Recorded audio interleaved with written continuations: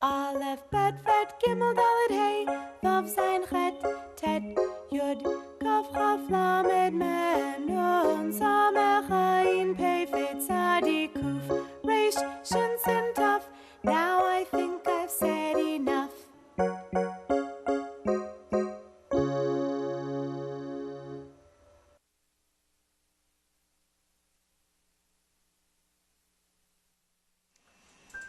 Welcome to this edition of From the Aleph Bet, a program for anyone of any age who wishes to learn how to read and understand Hebrew, especially the Hebrew that's used in the experience of Judaism. I'm Mark Golub. Once again, thank you for joining us, and thank you for letting us come into your home and explain Hebrew to you. And I want to thank all of you again who've been in touch with me with such lovely things to say about From the Aleph Bet, and about me personally. It is both gratifying and encouraging, and all of us who work on From the Aleph Bet, thank you so, so much. I want to begin right away with a new Hebrew letter. I'm going to show you a letter that you've learned before. This is the letter Bet, Mitsuyan. And the letter Bet has inside a dot, which is called a dagesh, Mitsuyan. Now, I've already told you that almost any Hebrew letter in the Hebrew alphabet can have a dagesh, and the dagesh will not change the sound that letter makes. So, for example, if we look at this letter, one of my favorite letters, the galloping Gimel, if we put a dagesh into the Gimel, it's still pronounced as the hard G in English, the G sound, with or without the dagesh. How about this letter, another one of my favorite letters, the letter Lamed, right? This makes the sound of the English letter L. And if you put a dagesh into the Lamed, it still makes the L sound, does not change the sound of the letter. One more Hebrew letter. This is the first letter we taught you. It is the letter Shin. It makes the SH sound in English, the sh sound. And the Shin has a dot over the right hand, what I call sail. But you can put a dagesh into the Shin, and this dagesh does not change the sound the letter makes. It is still pronounced sh. It is the letter Shin. But I have also taught you that there are 3 Hebrew letters which do change their sound depending on whether they do or do not have a dagesh inside. We've already learned 2 of the 3. Here's the first letter. This is the letter Pei, correct. And if you take a dagesh out of the Pei, it's still a Pei, but it is pronounced Fei as an F, Mitsuyan, as the English letter F. Fei. And again, I have to re-emphasize over and over again, the Pei and the Fei are the same letter. They're both the letter Pei. But with a dagesh, the Pei is pronounced as a P. Without a dagesh, the Pei is pronounced as an F, and therefore we call it a Fei. And I can't tell you how many people have seen From the Aleph Bet and have said to me, you know, I never knew that the Pei and the Fei were the same letter. They are. And it's important to understand, especially when you begin to translate Hebrew, which is what this program From the Aleph Bet is all about, making sure you understand Hebrew as a real language. And here is the other letter we've taught you already that does change sound depending on whether it does or does not have a dagesh. This is the letter Kaf, Mitsuyan. And if you take the dagesh out of the kaf, it's still a kaf, but it is pronounced chaf, the slight clearing of the throat. The same sound as the letter chet makes. Good. The chet and the chaf make the same sound in Hebrew. But the chaf and the kaf are the same letter. They're both a kaf, either with or without a dagesh. With a dagesh, it is pronounced as a K, a kaf. Without a dagesh, the kaf is pronounced as a chaf, slight clearing of the throat. But again, the kaf and the chaf are the same Hebrew letter. And now I want to show you the third Hebrew letter, the only other Hebrew letter which does change sound depending on whether it does or does not have a dagesh. You know this Hebrew letter. This is the Hebrew letter bet, mitsuyan, bet. And the bet has a dagesh. If you take the dagesh out of the bet, it is no longer pronounced as a B in English, but as a V in English. And therefore we call it a vet. A vet. This letter is pronounced as the English letter V. And what you must remember is that the vet is a bet without a dagesh. The bet and the vet are the same Hebrew letter, but they're pronounced differently depending whether there is or is not a dagesh inside the letter. So look at this Hebrew syllable and tell me if you can pronounce this simple Hebrew syllable. And again, I remind you that Hebrew is always read down and then right to left. So you would simply take the sound of the vet, the V, and add the vowel sound under it. And hopefully you remember that the vowel sound here is the sound ah. It's the vowel patach. And therefore this Hebrew syllable is pronounced va, mitsuyan. And you'll also remember there's always one vowel for each Hebrew syllable, always a 1-to-1 correlation between the number of vowels in a word and the number of syllables in a word. So this is simply one syllable. How about if we change the vowel? How would you pronounce this syllable? Va is correct again, mitsuyan. This is the kamatz. Let's take a different vowel. How would you pronounce this syllable? Vo is correct with the cholim. And you'll remember that if you take the vertical line out of this vowel, it is still pronounced as an O, and therefore the syllable here is also vo, mitsuyan. And again, Israelis tend to pronounce it a little bit shorter and softer, vo, instead of vo, vo. Mitsuyan. How about this syllable? Vu is correct. This is the shuruk, and it's the U vowel in Hebrew. And there's one more U vowel. Here it is. It's the kubutz, and you'd pronounce this syllable Vu again, mitsuyan. Let's try the dotted vowels. One dot under a vet. You'd pronounce this syllable, the hirik, V, mitsuyan. How about two dots? The tsere, very nice. Ve, mitsuyan. How about the segol, three dots? Ve, mitsuyan. And you'll remember you can add a yud to each of the dotted vowels and it does not change the sound of the vowel. So here we have a hirik followed by a yud, and the syllable is V again, mitsuyan. Here's a tsere with a yud, the syllable is Ve, mitsuyan. And here's a segol with a yud, and again it does not change sound, it is pronounced Ve, mitsuyan. So there you have the Hebrew letter vet, which is really a bet without a dagesh, plus all the Hebrew vowels that you might see with the vet. And now I want to show you a Hebrew word you already know. This is a word we've taught you before. It has under the first letter a shva. And I'll remind you that the shva is the only set of dots in Hebrew which are never counted as a vowel. Alex, is a shva ever counted as a vowel? Never. Never. Alex, he knows his Hebrew.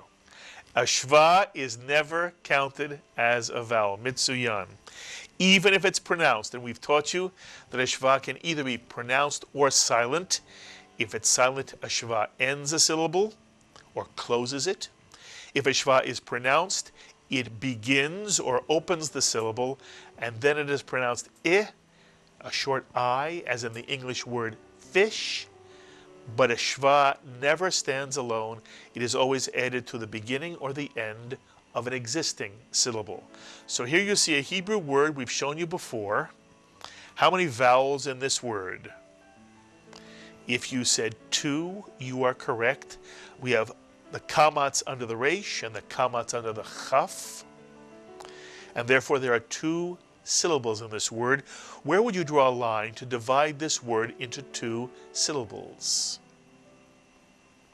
If you said after the resh, you're absolutely right. So the first syllable here would be bira, mitsuyan, bira. Not bira, but bira. Mitsuyan, sort of like a grace note. Bira, bira. One syllable. Now take a look at the second syllable. How would you pronounce it? And if you said cha, you'd be correct. That's the chaf with a kamatz followed by a hey, and a hey is silent at the end of a word. Cha. So put the word together. Bracha is correct. Mitsuyan, bracha. And bracha means blessing, mitsuyan. We also taught you that bracha is built on the three-letter root, bet, resh, kaf. Anytime you see these three letters in a row, you know it has something to do with blessing. And so bracha means a blessing. Bracha is the noun, a blessing. Bracha is even a name given to many Jewish women. You can call a woman bracha, a lovely Hebrew name for a woman. And now let's see what happens if we add a vowel in front of the word bracha. We're going to take this vowel, u, the shuruk, and we're going to use it as a prefix. We're going to put it in front of a word. And the vowel u as a prefix is the equivalent of the word and in English. If you see u at the beginning of a Hebrew word, it means and. And therefore you already know what this word means in English, and a blessing. But watch what happens to the letter bet when we put an u in front of it. Notice the dagesh disappears. After u, we never write a letter with a dagesh. And therefore the pronunciation of this word is not u biracha, but u viracha, mitsuyan, u viracha, and a blessing. And I show you this so you can see that the letter bet always is the letter bet in the spelling of the word bracha, blessing in Hebrew, but it is pronounced either as a bet or a vet, depending on whether it comes at the beginning of a word or not. When a bet is preceded by an u, the dagesh always is removed and the bet is pronounced as a vet. But the Hebrew root remains the same, bet, resh, kaf. The meaning remains the same, bracha, and lo and behold, bracha means blessing, and uviracha means and a blessing. And the important thing again here is to understand that the bet and the vet is the same letter. When you spell a Hebrew word, you never put the dots and dashes in anyway. You only look for the Hebrew root, and the root is bet, resh, kaf, even though there is no dagesh written in any of these three letters. And in Hebrew, whether a letter does or does not have a dagesh does not change whether it is the same letter. It does sometimes change the sound in three cases: the pei and the fei, the kaf and the chaf, and the bet and the vet. But the letters are always the same: pei, kaf, bet. So now that you've learned the letter bet and vet, how about this new Hebrew letter? Take a look at this letter. It's very easy to remember the sound this letter makes because it's the only Hebrew letter, the only one that is open at the top. This letter is open at the top. It's the only letter open at the top. What sound do you think this letter makes? The English letter T is correct. This letter makes the same sound as the letter tough. These two letters make the same sound, but this letter is called a tet. It rhymes with bet. This is the tet, and it's the only Hebrew letter open at the top. And the tet always makes the T sound, never any other sound. Even if we put a dagesh into the tet, it is still a T sound. T for tet. So let's take a look now at the tet with a couple of Hebrew vowels. How will you pronounce this syllable? With the patach, ta is correct. How about this Hebrew vowel with the hirik? T is correct. And if we add the yud, it's still T. And how about this Hebrew vowel? Adding the shuruk, it is simply tu. And if we add a tuf to this syllable, you get the word tut. Mitsuyan. Tet, shuruk, tuf, tut. Mitsuyan. So now you know the Hebrew letter tet. Let me show you perhaps the most important word that begins with the letter tet. This is a very good word. It's a wonderful word. See if you can read this word. It has both of our two Hebrew letters, the tet and the vet, with a cholam in between. How would you pronounce this one-syllable Hebrew word? Tov is correct, or tov. We'll say tov, mitsuyan. And it would really be good if you knew the translation of this word. It would be so good if you knew the translation of the word tov. Alex, do you know the translation of the word tov? Yes, I do. What is it, Alex? You just said it before. It's good.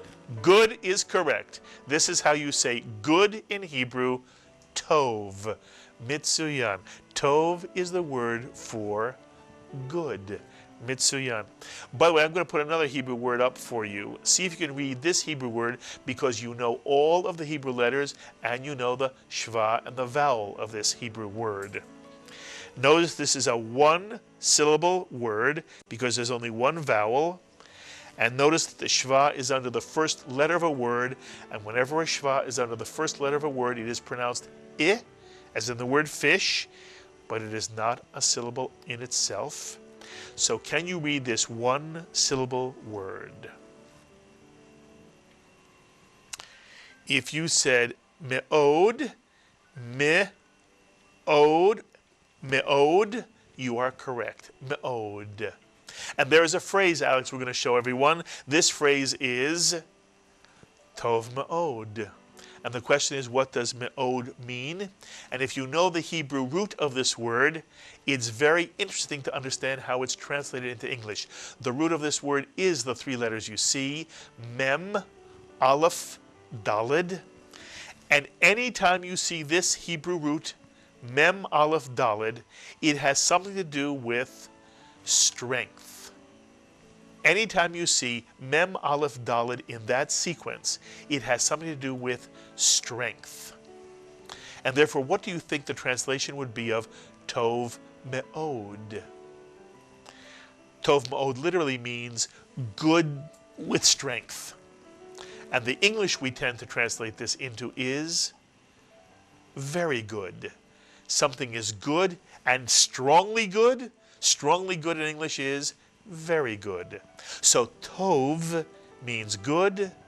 Tov ma'od means very good. And very often you'll hear me say mitsuyan. Mitsuyan means excellent. So there's tov, tov ma'od, and mitsuyan. And when I was a student in Talmud Torah, what I always wanted the teacher to say to me was, tov ma'od, Mark. She never used mitsuyan. Tov ma'od. And everyone who's studying Hebrew with us on From the Aleph Bet, all of you are doing tov ma'od, if not mitsuyan. But tov ma'od is a phrase you'll hear very often. It's used in Hebrew conversation when you want to say very good to somebody. Tov ma'od, very good. And now one more Hebrew letter. Take a look at this Hebrew letter. And I've always seen it as having a sort of Z at its top. But in any case, this is the equivalent of the English letter Z. This is the Hebrew Z, and it's called a Zion. This is the Zion in Hebrew. It makes the Z sound. So how would you read this simple syllable? With a kamatz? Za is correct. How about this syllable with a kubutz? Zu is correct, mitsuyan. And how about this syllable with a segol? Ze is correct even with the yud. Ze is correct, mitsuyan. And so now here is a Hebrew word. See if you can read this 2-vowel, 2-syllable Hebrew word. Take your time. The first syllable is simple, ma, mitsuyan, and now the second syllable that begins with the new letter zayin. Zal is correct, put the word together. Mazal, mitsuyan, mazal. By the way, in Yiddish the word is mazel, but in Hebrew it is mazal. And what does mazal mean? Mazal is a very interesting word. Mazal comes from astrology. It has to do with the stars and constellation. It really means constellation, literally, mazal. And it's interesting, in ancient times, people believed you were born under certain stars and it would determine what kind of luck you had. The same thing is even believed by some people today, that stars somehow determine a person's character or fate. It's not for me to say yes or no, but in ancient times, it was always hoped that you would be born under a good constellation. And if you were, you would have good luck. And therefore the word mazal came to mean luck. And here's a phrase for you now with 2 Hebrew words you know. Mazal tov. Mazal tov. Mitsuyan. Mazal tov. And mazal tov, which literally means good constellation, has also come to mean good luck. And it's also the way Jews tend to express the idea idiomatically of congratulations. When somebody does something wonderful, we wish them mazal tov, or in Yiddish, mazel tov. Mazal tov literally means good luck, but we use it to mean congratulations because we hope you've done something so wonderful, you should now have good luck for your future. So mazal tov is what you say to a bar mitzvah after the service is over, or you say mazal tov to someone when they give birth to a child, or anything good happens to them. Mazal tov. Literally good luck, but the sense here is also of congratulations. I hope this brings you happiness for the future. Mazal tov. And here's another idiomatic phrase for you. You already know the word yom. Yom means day, mitsuyan. How about yom tov, mitsuyan, yom tov? What would yom tov literally mean? Good day is correct. Good day, yom tov. But Yom Tov also has an idiomatic meaning. It means holiday. For every holiday is a Yom Tov, a good day. So when you want to say holiday in Hebrew, you express it by the words Yom Tov, mitsuyan. Incidentally, in Yiddish, you'll hear the phrase good yontif. Yontif is the Yiddish of Yom Tov. So it's good yontif, yontif being holiday as an idiom. You should have a good holiday, literally good day. But in Hebrew it's simply Yom Tov, holiday. One more Hebrew word. How about this word? A simple Hebrew word, 1 syllable. Shem, mitsuyan. And Shem means name in Hebrew. Everybody has a Shem. By the way, here's an example of where the tsere is pronounced very much like a segol. You'll very often hear this word read as shem rather than shame. But shame or shem, it means name. And how about these two words together? Shem tov or shem tov means a good name. Mitsuyan. Shem tov or shem tov, good name. And idiomatically, a shem tov means a good reputation. We hope everyone has a shem tov. Not simply a good name, but a good reputation.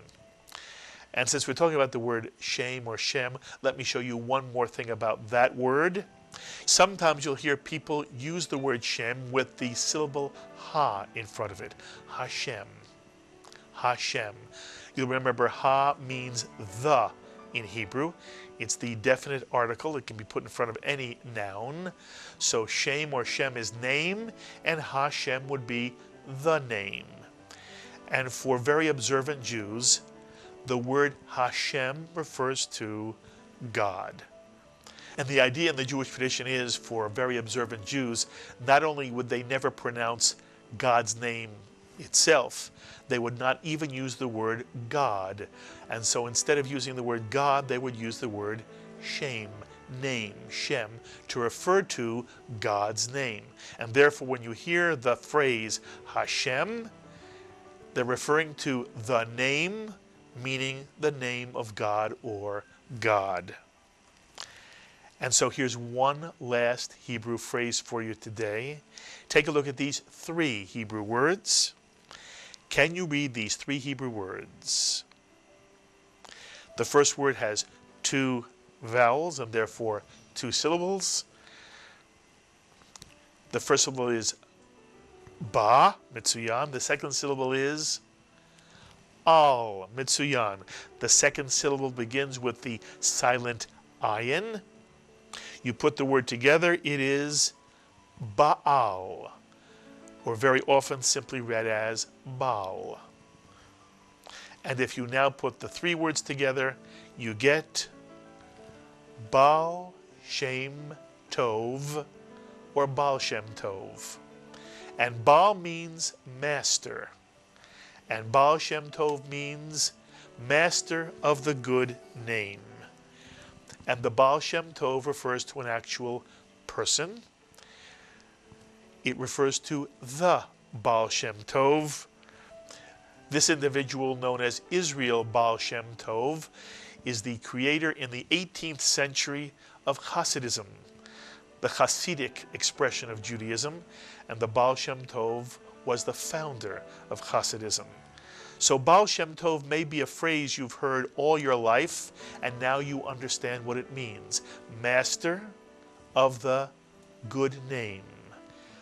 It also is a master of a wonderful, special reputation, a special human being. And that was the Baal Shem Tov, who in the 18th century created Hasidic Judaism. So let's do a quick review of the letters and words you've learned on this edition of From the Aleph Bet. You've learned these letters: the vet, which is a bet without a dagesh, the tet, the only letter open at the top, and the zayin, that has the sort of, Z at the very top. And you've learned these Hebrew words. This word is tov, good, and it means good. Tov ma'od, a phrase that means very good. And ma'od has the sense of strengthening any noun it modifies. Mazal, which literally means constellation, and which has come to mean luck. Mazal tov, good luck, and it is used to express the idea of congratulations in Hebrew. Yom tov, a good day, which expresses the idea of a holiday. Shem tov or Shem tov, which literally means a good name, but also has the sense of a good reputation. And the Baal Shem Tov, the master of the good name, Israel Baal Shem Tov, the 18th century extraordinary human being who created Hasidism. I hope you enjoyed that lesson of From the Aleph Bet. And remember, you can download lesson sheets and worksheets for every lesson of this series free of charge. Just visit the JBS website homepage at jbstv.org and click on the program icon for From the Aleph Bet. And then click on the very first option, From the Aleph Bet Hebrew Study Sheets. And for anyone who can send JBS a tax-deductible donation of $180 or more, we'll be pleased to send you the entire 20-program Series 1 of From the Aleph Bet on DVD, complete with a CD of lesson sheets and worksheets. JBS, Expanding Jewish Understanding, celebrating all things Jewish. Be well, my friends. Aleph, Bet, Ret, Gimel, Dalet, Hey, Vav, Zayin, Chet, Tet, Yud, Kaf, Chaf, Lamed, Mem.